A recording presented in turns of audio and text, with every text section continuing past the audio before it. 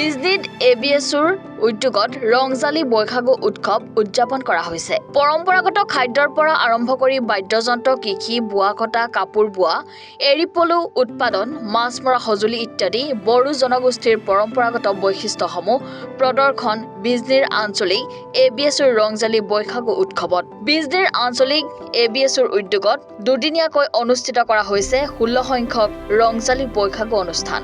মুখ্যমন্ত্ৰী ডক্টৰ হিমন্ত বিশ্ব শৰ্মাই 10,000 নাচনীৰে বাগুৰুম্বা নৃত্য প্ৰদৰ্শন কৰিম বুলি কোৱাৰ সন্দৰ্ভত 2025 বৰ্ষতে অনুষ্ঠিত কৰিবলৈ আহ্বান কৰিছে এবিএছৱে। ইয়াৰ লগতে 10-12 হাজাৰ নাচনীৰ এই প্ৰদৰ্শনৰ নামত প্ৰদৰ্শন নকৰি গিনিছ বুক অফ ৰেকৰ্ডছত অন্তৰ্ভুক্ত কৰিবলৈ আহ্বান কৰিছে এবিএছৰ জিলাৰ সভাপতি সুবিলাল দৈমাৰীয়ে। যোৱা বছৰতে ঘোষণা কৰিছিলে 10,000 বড়ো যুৱতীৰ দ্বাৰা বাগুৰুম্বা নৃত্য প্ৰদৰ্শন কৰিম বুলি, কিন্তু আজিলৈকে বাস্তৱত কৰা নাই। আৰু এইকাৰণে আমি অনুৰোধ জনাইছোঁ হিমন্ত বিশ্ব শৰ্মা, মাননীয় হিমন্ত বিশ্ব শৰ্মা ডাঙৰীয়াক এইটো বাস্তৱ ৰূপে ৰূপায়ণ কৰক আৰু এইবাৰ যাতে 2025 চনতে এইটো বাগুৰুম্বাক 10,000 বাগুৰুম্বা প্ৰদৰ্শনীটো দেখুৱাওক। আৰু আমি এইটো জাষ্ট দেখুৱাবৰ নামত দেখুৱাটো আমি বিচৰা নাই। যোৱা ঝুমুৰ ডেন্স হ'ল, কিন্তু গিনিছ ৱৰ্ল্ড ৰেকৰ্ড নহ'ল। সেইকাৰণে আমাৰ বাগুৰুম্বাই যিটো চবতকৈ পুৰণি আমাৰ জনগোষ্ঠীয় যিটো ডেন্স বাগুৰুম্বা, আমাৰ নেশ্যনেল ডেন্স, এইটো যাতে গিনিছ ৱৰ্ল্ড ৰেকৰ্ড কৰা পৰ্যন্ত যাতে লৈ যায়, এইটো আমি অনুৰোধ কৰিছোঁ। যাতে প্ৰদৰ্শনীৰ নামত যাতে 10,000, 12,000 এনেকুৱা আমাৰ নাচনীবিলাকক নাচিব দি যাতে ৰাইজৰ আগত মাত্ৰ নেদেখুৱায়, এইটো গিনিছ ৱৰ্ল্ড ৰেকৰ্ড হ'ব লাগিব, এইটো আমি অনুৰোধ কৰিছোঁ। আমি বিজনী আঞ্চলিক নিখিল বড়ো ছাত্ৰ সন্থাই যোৱা 2010 চনৰ পৰা ৰংজালী বৈশাগু আমি উদযাপন কৰি আহিছোঁ বিজনী আঞ্চলিক নিখিল বড়ো ছাত্ৰ সন্থাৰ উদ্যোগত। আৰু এইবাৰ আমি 16তম যি আমাৰ ৰংজালী বৈশাগু ফেষ্টিভেল, এইটো আমি আজি দুদিনীয়া কাৰ্যসূচী লৈ আমি ইয়াতে পালন কৰি আছোঁ। আৰু আমি ইয়াৰ দ্বাৰা এটা ব্যতিক্ৰম আমি অনুষ্ঠান আয়োজন কৰিছোঁ যোৱা 3 বছৰৰ পৰা। এইবাৰ 4তম আমাৰ জনগোষ্ঠীয় প্ৰদৰ্শনী এইটো আমি আয়োজন কৰিছোঁ। আমাৰ 14টা শাখা সমিতি আছে আমাৰ আঞ্চলিক এপছৰ আণ্ডাৰত, আৰু এই 14টা শাখা সমিতিবিলাকে বেলেগ বেলেগ সুকীয়া টপিক লৈ বিষয় লৈ ইয়াতে প্ৰদৰ্শনী চলাই আছে। আমাৰ যিমান বড়োৰ পৰম্পৰাগত আমাৰ জনগোষ্ঠীয় প্ৰদৰ্শনী কিবা আছে, সেইটো আমি দেখুৱাবৰ কাৰণে আমি অনুৰোধ ওলাইছোঁ। আৰু আমি ইয়াৰ দ্বাৰা এটা চিন্তা কৰা হৈছে যে আমাৰ ইয়াত বিহুস্থলীত জাষ্ট খালি বিহু চাই বা বিহু নাচি নাযায় আমাৰ নৱপ্ৰজন্মই। আমাৰ বহুত জনগোষ্ঠীয় আমাৰ বস্তুবিলাক হেৰাই গৈ আছে, আমি পাহৰি গৈছোঁ। সেইবিলাক যাতে আমাৰ নৱপ্ৰজন্মই এই বিহু উদযাপন কৰাৰ লগতে আমাৰ বিহু নাচি বা ইয়াতে বিহুত আমাৰ উপভোগ কৰি যাতে নাযায়, ইয়াৰ পৰা কিবা এটা লৈ যায়, কিবা এটা নলেজ ইয়াতে পৰা যাতে লৈ যায়। আমাৰ বিহুস্থলীৰ পৰা এনে যাতে গুচি নাযায়, কিবা এটা লৈ যাব পাৰিব, এটা নহয় এটা নতুন বস্তু ইয়াতে লৈ যাব পাৰিব।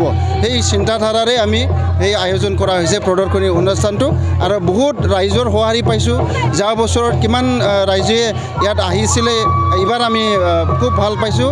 যোৱাৰ পাতকৈ ডাবল মানুহ ইয়াতে অংশগ্ৰহণ কৰিছে আৰু ইয়াত চাবলৈ আহিছে বহুত ঠাইৰ পৰা। বিজনী চাব ডিভিজন বা বিজনীৰ বাহিৰৰ বড়ো ৰাইজেও ইয়াতে চাব আহিছে, কেনেকৈ বিহু পাতে বিজনী আঞ্চলিক এপছই চাব আহিছে। কাৰণে আমি অনুৰোধ জনাইছোঁ আমাৰ বিজনী অঞ্চলৰ সকলো জাতি জনগোষ্ঠীৰ ৰাইজসকলেও যাতে আমাৰ ইয়াত বিহুস্থলীত আহি যাতে প্ৰদৰ্শনীটো চায়। আৰু আমাৰ যি পৰম্পৰা জনগোষ্ঠীয় যি বস্তুবিলাক আমি ইয়াতে দেখাব পাৰিছোঁ না নাই, কিবা আধৰুৱা থাকিল নেকি, এইটো আমাক এডভাইচ দিয়াৰ কাৰণে আমি অনুৰোধ জনাইছোঁ।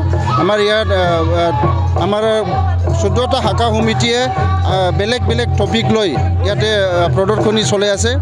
আমাৰ কাপোৰ বনোৱা বড়োৰ, আমাৰ বড়োৰ শাক পাচলি, ইয়াত আমাৰ বিহুটো সংক্ৰান্তি বিহু কেনেকৈ পালন কৰে, 7 দিনীয়া বিহু কেনেকৈ পালন কৰে, এইটো আমি দেখুৱাইছোঁ। বড়োই কেনেকুৱা পদ্ধতিৰে মাছ মাৰিছিল, এইবিলাক আমি দেখুৱাইছোঁ। আৰু আমাৰ বড়োৰ বড়োৱে চাউলক মেচিনত দি পেলাই বা ক'ৰবাত মেচিনত দি পেলাই চাউল ওলোৱা নাছিল মানে আমাৰ নিজে ঘৰতে ধানৰ পৰা চাউল ওলাই আমি চাউল বনাইছিলোঁ আৰু এই চাউলৰ দ্বাৰা আমি কি বনাব পাৰোঁ এইটো আমি দেখুওৱা হৈছে আৰু আমাৰ বড়োৱে যোৱা 2 বছৰত জীয়াই পোৱা হ'ল 21টা আইটেমত এই 21টা আইটেমত যে জীয়াই পাইছে এইটো আমি প্ৰদৰ্শনী দেখাইছোঁ আৰু আমাৰ বড়োৰ পৰম্পৰাগত যি বিয়া এইটো হাতাচুনি হাবা বুলি কৈছিল সেই হাতাচুনি হাবা আজিৰ প্ৰজন্মই মানে বিয়া নহয় বুলি ভাবে এইটো বিয়াৰ নিয়ম নহয় বুলি ভাবে কিন্তু আমি এইটো হাতাচুনি যে বড়োৰ পৰম্পৰা বিয়াৰ নিয়ম এইটো দিয়ে হাতাচুনি বিয়া কৰিছিল এইটো আমি দেখুৱাইছোঁ ইয়াতে বিজনী কলেজে দেখুৱাই আছে আৰু আমাৰ যিমান বাঁহৰ বনাই আমাৰ ঘৰত ব্যৱহাৰ কৰিছিল আমাৰ খেতি পথাৰত আমাৰ ৰান্ধন ঘৰত বাঁহ দি বস্তু বাহিনী বনাই আমি সংসাৰ খাইছিলোঁ এইটো আমি দেখুৱাইছোঁ 115টা আইটেমত বাঁহৰ বনোৱা বস্তুবিলাক আমি ইয়াতে দেখুৱাইছোঁ আৰু আমাৰ বহুত আছে বড়োৰ ঘৰত কি থাকে বড়োৰ মানে মাঘ বিহু কেনেকৈ পালন কৰে আমাৰ সংক্ৰান্তি কেনেকৈ পালন কৰে এইবিলাক আমি দেখুৱাইছোঁ আৰু আমাৰ যিটো ইৰি চিল্ক পোকাৰ পৰা আমি ইৰি চিল্ক যিটো বনাই মানে ইন্দিজি বুলি কয় ইন্দিজি বনোৱালৈকে কেনেকুৱা পদ্ধতিৰে বনায় এইটো আমি দেখুওৱা হৈছে আৰু 14টা আইটেমত এনেকৈ আমি প্ৰদৰ্শনী অনুষ্ঠানটো আয়োজন কৰিছোঁ আৰু অহা বছৰো আমি আয়োজন কৰিম যাতে সকলো ৰাইজে আমাক সহায় কৰে আৰু আহি যাতে প্ৰদৰ্শনীটো চাই যায় আৰু আমাক এডভাইচ দিয়ে এইটো আমি আপোনাৰ চেনেলৰ দ্বাৰা সকলো ৰাইজক সকলো জাতি জনগোষ্ঠীৰ ৰাইজক আমি অনুৰোধ জনাইছোঁ